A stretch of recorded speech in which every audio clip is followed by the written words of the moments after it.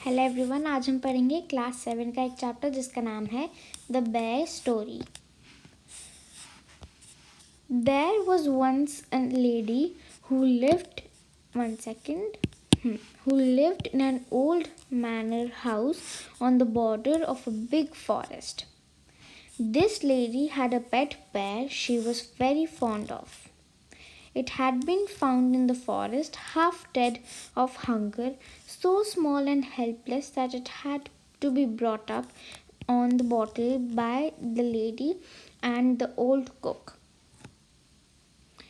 तो एक बार एक लेडी थी जो एक ओल्ड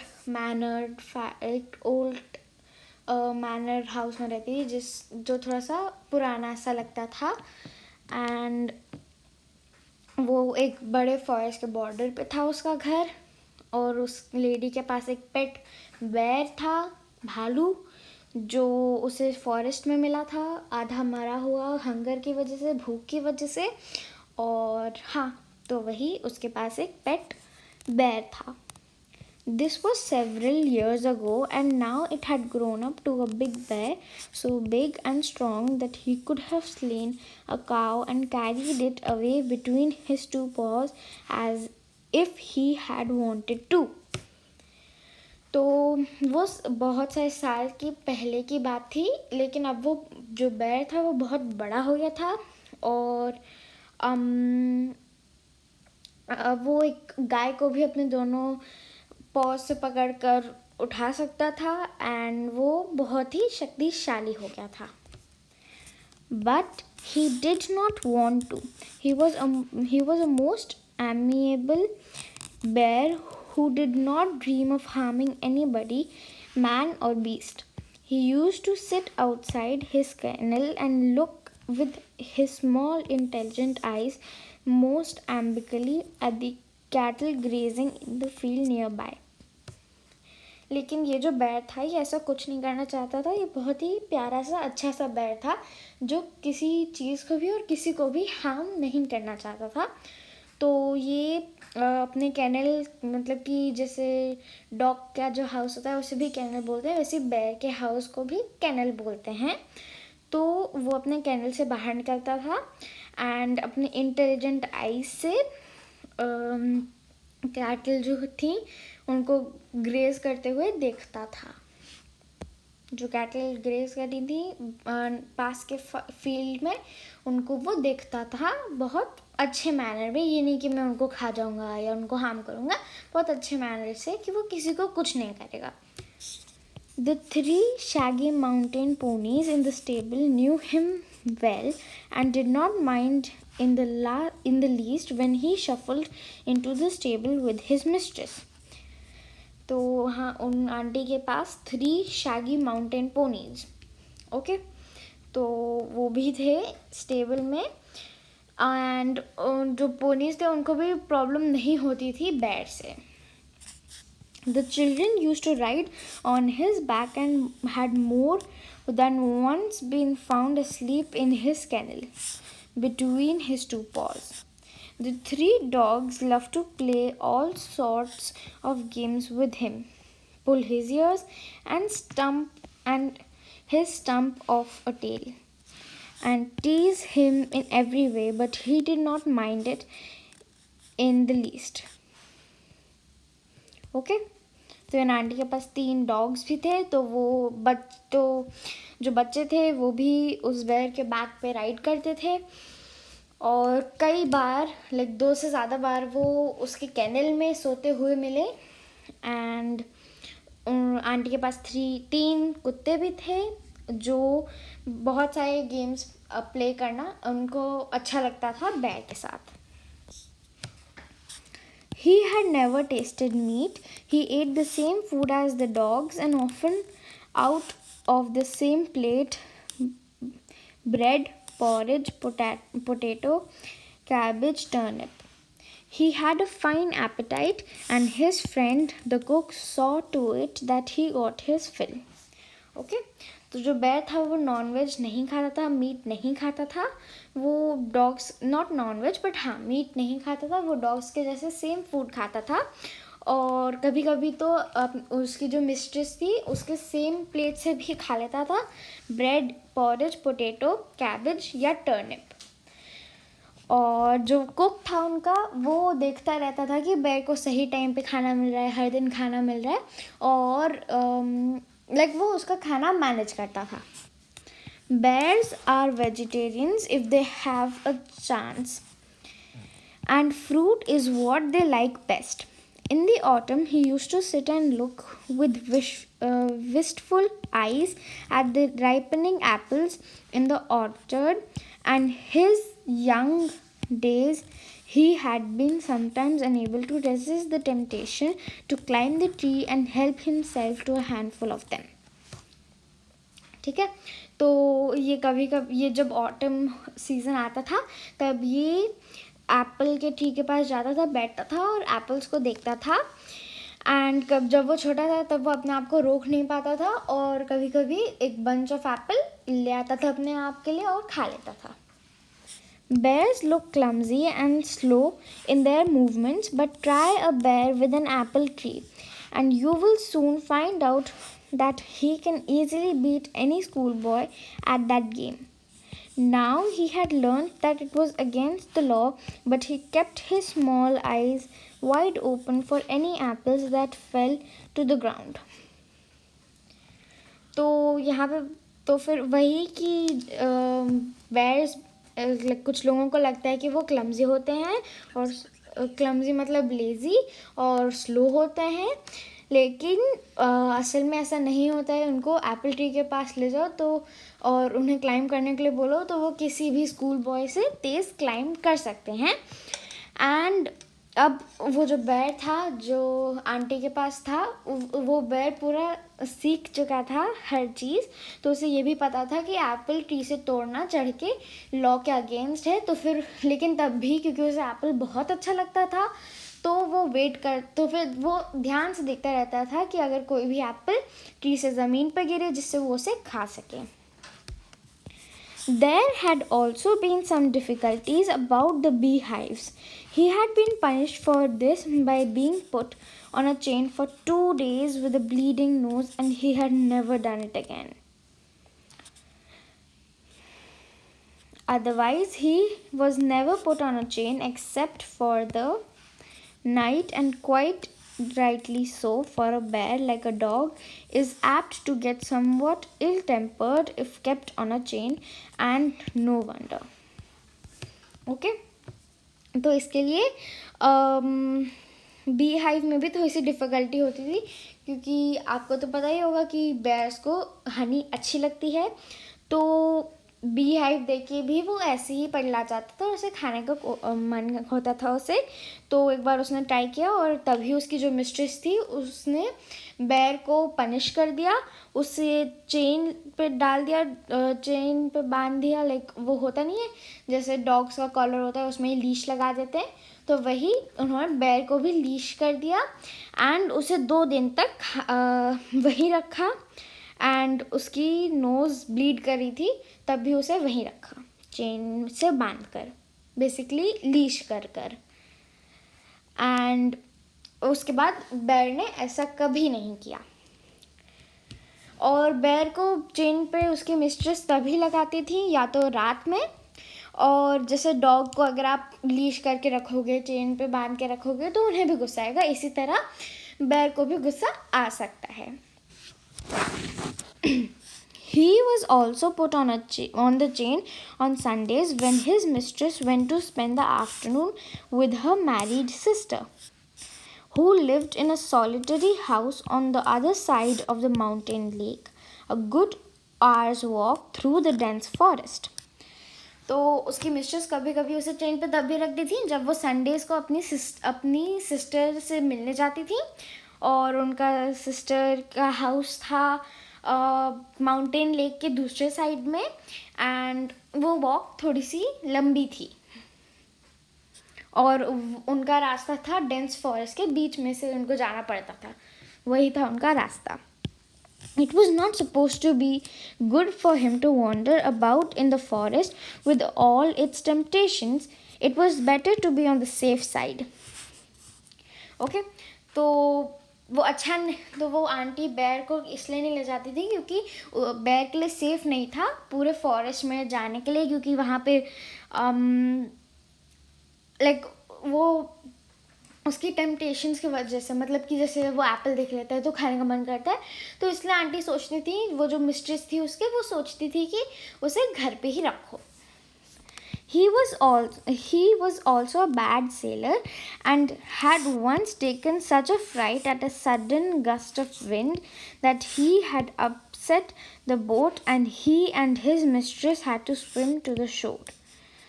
और वो एक बैड सेलर भी था, तो फिर एक बार वो जा रहे थे एंड एक गस्ट ऑफ विंड मतलब कि हवा का झोंका उनके पास आया और उसने वो डर गया एंड उसने बोट जो है वो पलट गई, तो वो और उसकी मिस्ट्रेस को स्विम कर कर शोर पे जाना पड़ा.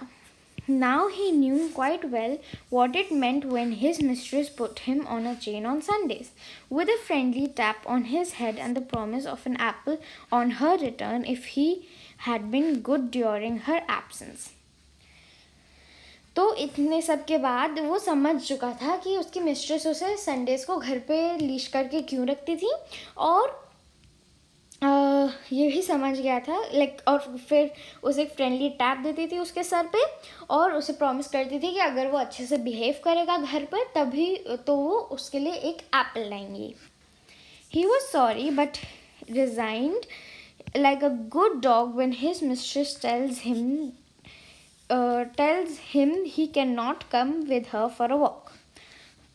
One day when the lady had chained him up as usual and was about halfway through the forest, she suddenly thought she heard the cracking of a tree branch on the winding footpath behind her. She looked back and was horrified to see the bear coming along full speed. ठीक है, तो एक Sunday जब वो lady जो उसकी mistress थी वो उसे फिर से चेन कर रही थी और वो फॉरेस्ट में से गुज़र रही थी, तब उनको सडनली एक आवाज़ आई ज़मीन से, like crackling of a tree branch. तो उनको एक आवाज़ आई एंड उन्होंने पीछे देखा एंड उनको दिखा कि उनका जो बेयर था वो फुल स्पीड में भागते हुए उनकी तरफ आ रहा है. Bears look as if they move along quite slowly, but they shuffle along much faster than a trotting horse. In a minute, he had joined her, panting and sniffing, to take up his usual place, dog fashion, at her heels. Okay.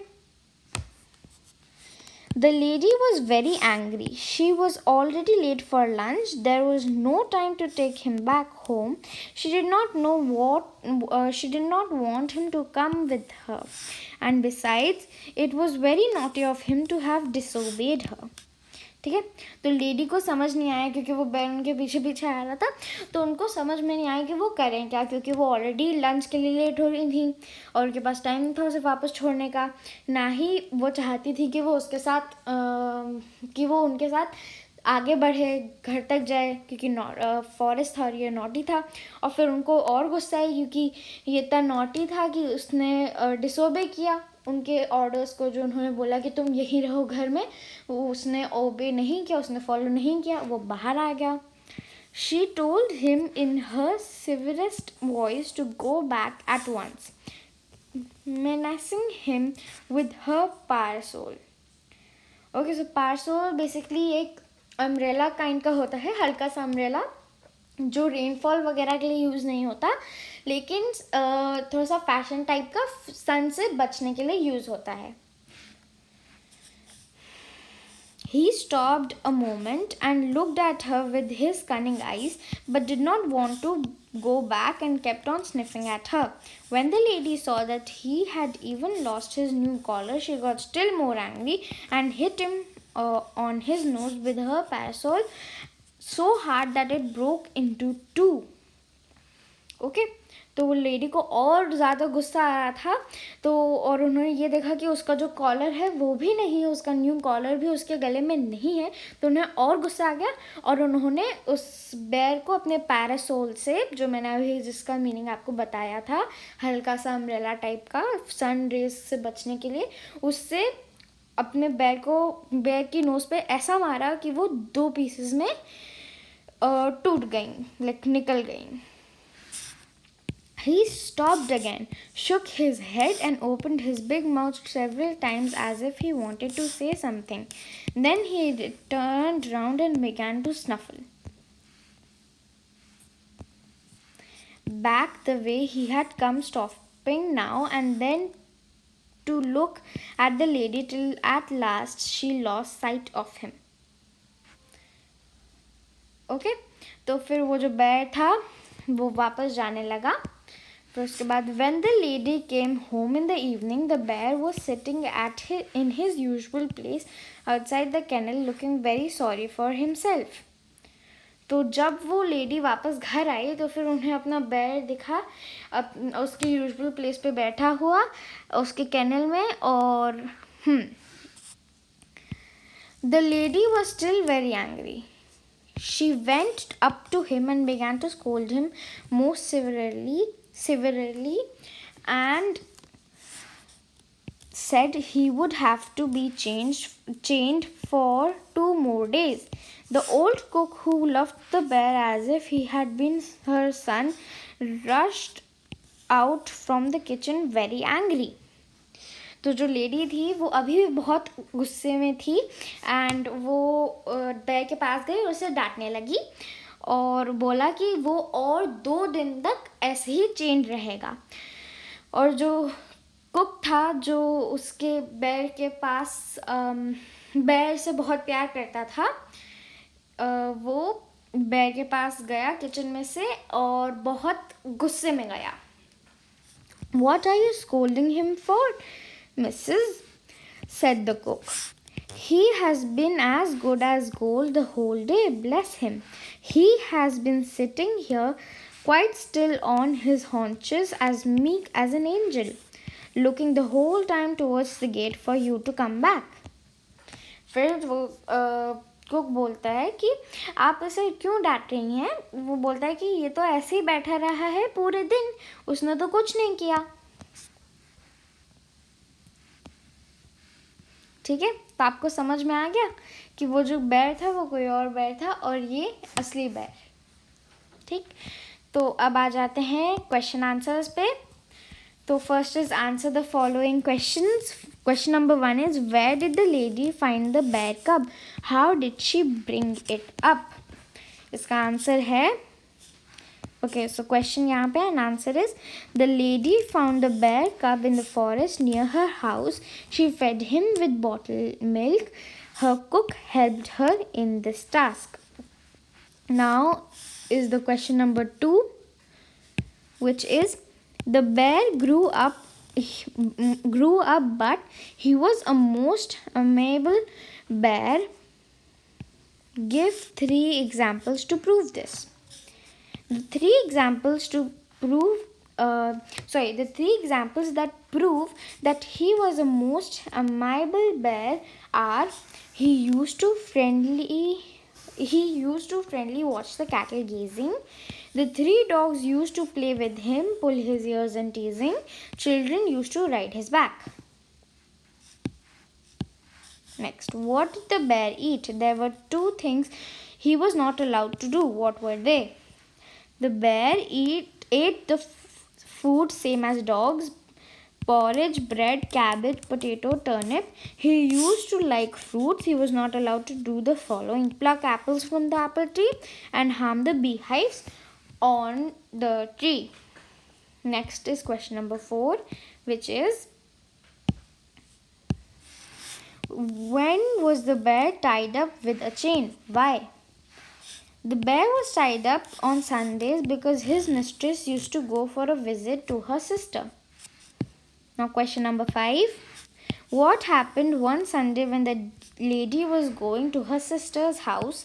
What did the lady do? What was the bear's reaction? Answer. One Sunday, when the lady was going to her sister's house, she heard the sound of crackling branches behind her.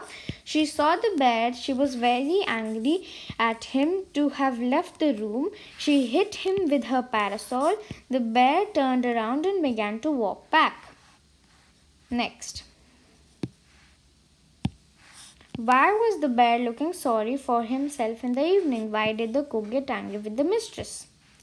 The cook got angry with the mistress because the mistress was scolding the bear for following her to the forest. The cook told her that he did not leave the room any time and he has been sitting there gently all day long. ठीक है, तो अब हमने ये chapter का explanation finish कर लिया. तो अगर आपको ये वीडियो अच्छा लगा तो प्लीज़ लाइक शेयर और सब्सक्राइब करिएगा. Thank you.